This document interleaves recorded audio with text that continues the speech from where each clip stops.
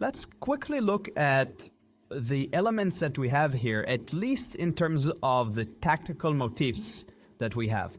Now, if we're looking at our position, which is white, it's white's to play.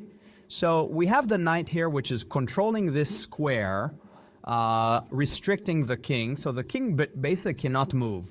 We have the bishop here, which could check the king, but at the same time be captured by the pawn, and which will remove also the defender of the knight on e7. Now, we also, if you take a look, we have the queen here, which can quickly jump into the king side area to help with the attack on the black king. Now, if we look quickly at black position, we also see that black has some very dangerous possible moves. Knight to e2, checking our king, afterwards bringing possibly the queen over here, and it could be very quickly a checkmate.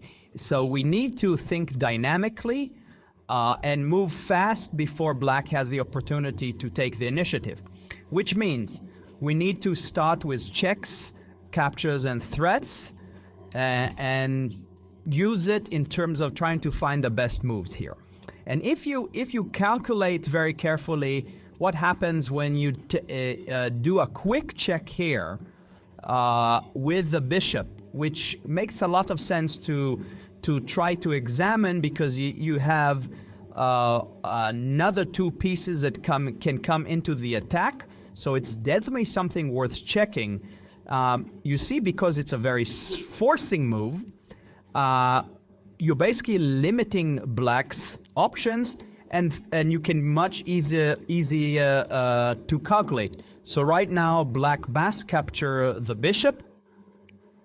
There's no other moves. You can bring the queen in with a quick check, very safe check. The king has only one space to move because it's restricted by the queen here, the queen here, the queen here, and the knight. So you see that the knight and the queen are working together beautifully. The king must retreat back to h8. And now I think you can easily see that because the knight is controlling this square, and if we'll bring that queen over here, there's going to be a mate, because the king cannot obviously move here, not move here, and not move to g7. So quickly to recap, make sure that you're using checks, captures, threat to find out all the dynamic, the forcing moves. Make sure that you're checking the technical elements on the board.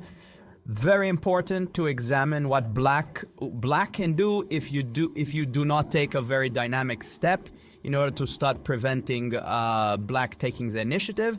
And I think that's it for now. That's a wrap. I hope you enjoyed it.